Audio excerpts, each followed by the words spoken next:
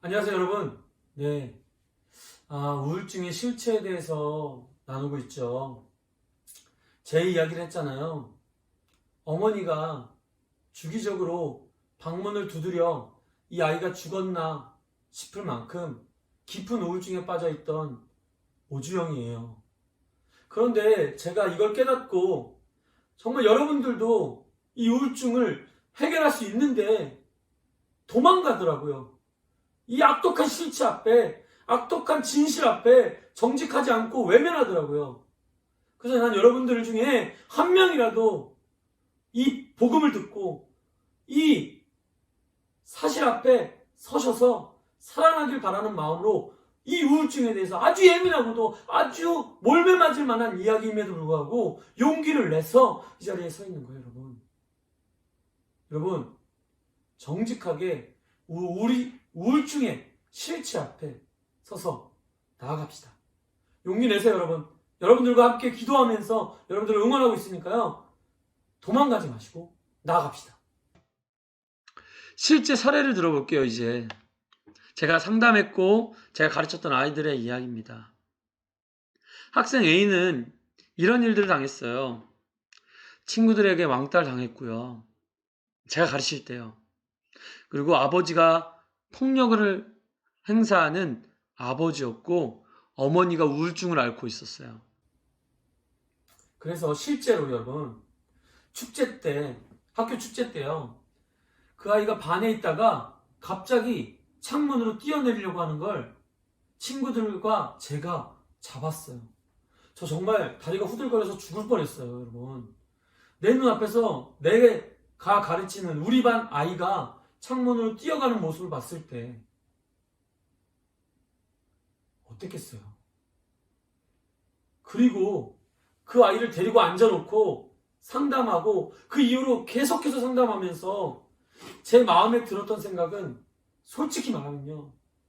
내가 담임일 때 얘가 죽으면 안 되는데 이런 악독한 마음이었어요. 그런데 제가 깨닫고 나서 그 아이가 그나마 제가 기도해주고 함께하면서 조금씩 나아졌어요. 완벽하게 낫지는 않았지만 나아지는 걸 보면서 어떤 지금의 후회와 아쉬움이 있냐면요. 내가 이걸 깨달았을 때 걔를 만났더라면 더 좋았을 텐데 라는 거예요. 실제로 죽으려고 했던 아이고요. 그 이후로도 계속 친구들이 날 무시해요. 친구들이 날 왕따시켜요. 엄마한테 아빠한테 같이 있는 게 너무 괴로워요. 라고 들을 때마다 그때그때 상담하면서 상황만 무모하라고 했었던 때가 있었죠. 두 번째 학생은요. 여학생이었어요. 예뻐요, 지금도. 여러분, 그 당시 내가 만났을 때도 예뻤어요. 키도 컸고요. 그런데 자기가 보기엔 살쪘대요. 자기가 보기엔 못생겼대요. 여러분, 진짜요. 누가 봐도 일반적으로 예뻐요. 일반적으로 너무 키도 크고요. 근데 본인만 살쪘대요. 본인만 못생겼대요. 그래서 죽고 싶대요. 그리고 부모님이 이혼하려고 하는데 전 어떻게 하냐면서 매일 울고 이것 때문에 자기는 연예인이 배우가 되고 싶은데 생각이 많고 고민이 많아서 할 수 없다면서 부모님을 항상 원망하고 탓하는 거예요. 이 학생들 보시면 우울증 당할 만하죠. 왕따, 이혼, 폭력 아빠. 그쵸? 근데 뭐가 문제일까요, 여러분? 그리고 제가 선교사가 돼서 만난 분인데 이분은요. 제가 경험했던 얘기가 비슷했어요. 백수라는 무시, 일용직이라는 무시를 참지 못하는 약간 욱하는 성격의 사람이었어요. 그리고 친하다고 생각했던, 이 친구는 나의 진정한 친구라고 생각했던 친구가 자신을 뒷담화하는 걸 알게 됐고 이간질하는 걸 알게 돼서 너무나 충격받아 다른 사람들을 못 믿겠다고 말하면서 힘들어하던 사람이었어요. 여러분, 혹시 네가 뭘 알아? 너 저 사람들의 진짜 상황을 알아? 저 사람들이 얼마나 힘들면 저렇겠어? 함부로 말하지 마, 이 새끼야! 라고 할 수도 있어요. 그래요, 여러분. 그럴 수 있어요. 그런데 여러분, 그 상황을 겪어오면서 이분들이요, 지금은 변했어요. 이분들이 지금은 해와 같이 빛나는 얼굴로 고난과 역경 속에 무너지지 않고 살아가고 있다고요. 왜일까요? 여러분, 중요한 얘기예요. 이분들이 나중에 고백한 거예요. 제가 한 게 아니라, 제가 이야기한 게 아니라, 제가 말해준 깨달음을 통해서 그분들이 알게 된 근본 문제를 말한 건데요. 뭐라고 얘기했냐면요. 학생 A는요, 주변 사람들이 항상 이런 얘기했대요. 그리고 특히 엄마가요. 야, 넌 다른 사람들하고 잘 지내야 돼. 착한 사람 돼야 돼. 아빠처럼 때리면 안 돼. 아빠처럼 절대 때리는 남자 되면 안 돼. 이런 얘기를 맨날 듣고 자란 거예요. 그러니까 이 아이의 마음 안에는 이게 굳어져 버린 거예요. 때리는 남자는 되면 안 돼. 사람들과 잘 지내야 돼. 착해야 돼. 라는 게 견고한 성이 되어버렸어요. 그리고 두 번째 학생은요. 어렸을 때 정말 많이 들었고 어렸을 때 아역도 했었대요. 와, 어쩜 어린아이가 이렇게 예뻐? 어머, 너무 예쁘다. 일로 와봐. 나랑 사진 한 장 찍자. 너무 예쁘다. 너무 예쁘다. 어렸을 때 이 얘기를 너무 많이 들었대요. 그러면서 점점 그 아이는 자기도 모르게 겸손한 척도 했지만 자기 마음속에 사랑받아야 돼. 난 인기가 많아. 난 예뻐. 라는 게 견고한 성이 되어버렸어요. 이 마음 안에 난 예뻐야 돼. 나는 정말 모델 같아야 돼. 나는 정말 사랑받아야 돼. 라고요. 세 번째 사람은요. 집이 가난했어요. 그래서 부모님이나 주변 사람들이 야, 네가 성공해야 돼. 네가 열심히 해서 이 가정을 일으켜야 돼. 우리 집 가난한 거 알잖아. 찢어지게 가난한 거. 너라도 방황하지 말고 성공해야지. 라는 얘기를 했대요. 그리고 아빠가 사기를 당한 거예요. 야, 너 누구도 믿지 마. 나 믿던 친구한테 사기당한 거 알지? 나처럼 살면 안 돼. 너 절대 보증 서지 마. 누구도 믿지 마. 라고 맨날 얘기 들었던 거예요. 술만 드시면 맨날 사기당한 얘기, 맨날 남에 대한 원망, 불평 이것만 들은 거예요. 그래서 마음 안에 나도 그렇게 당하면 안 된다. 나도 사기당하면 안 된다. 나도 뒤통수 맞으면 안 된다라는 생각이 있고 가난하니까 성공해야 된다는 생각이 계속 있었던 거예요. 이게 뭐가 문제죠? 들 수 있는 생각이고요. 당연히 어려움을 겪을 상황이잖아요. 그런데 왜 이분들이 깨달음을 얻고 해와 같이 빛나는 얼굴이 된 다음에 자신의 근본 문제는 이거라고 얘기하는 거예요.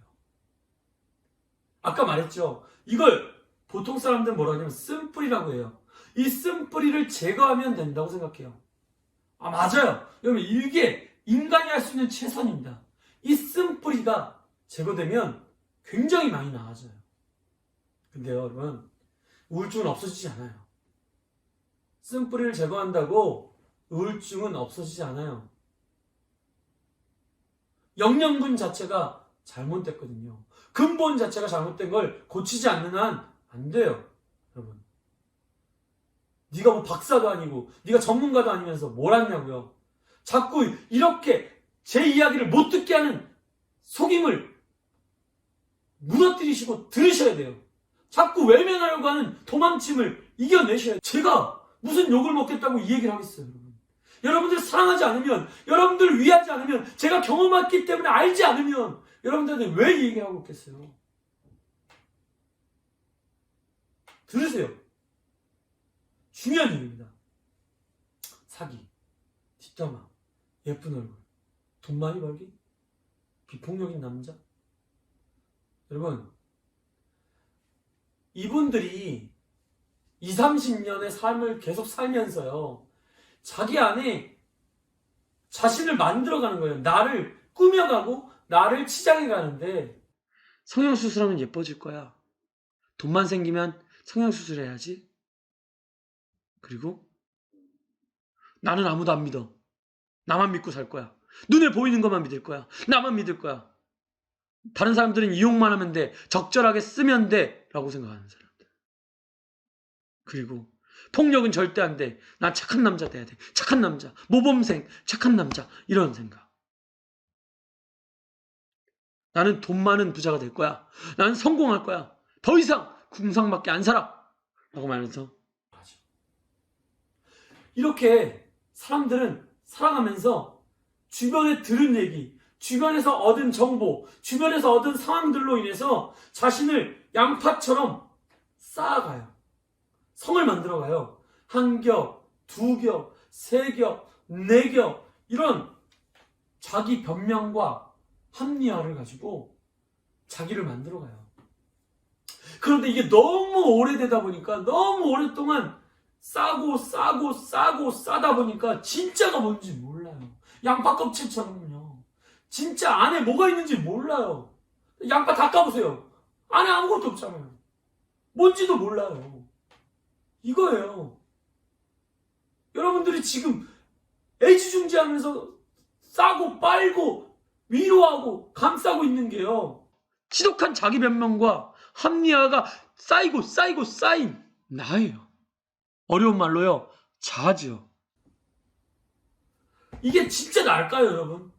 예뻐야 돼. 돈 많아야 돼. 성공해야 돼. 거짓말하면 안 돼. 착해야 돼. 폭력하면 안 돼. 이 모든 말들로 만들어진 나요. 이게 정말 나예요? 정말 그럴까요? 그러면 이것만 감싸고 이것만 위로하고 이것만 치유하고 몇 개의 쓴뿌리만 벗겨내면 될까요? 양파처럼요. 변명과 자기 합리화를 벗기면서 치유해주고 상담해주고 위로해주면요. 될까요?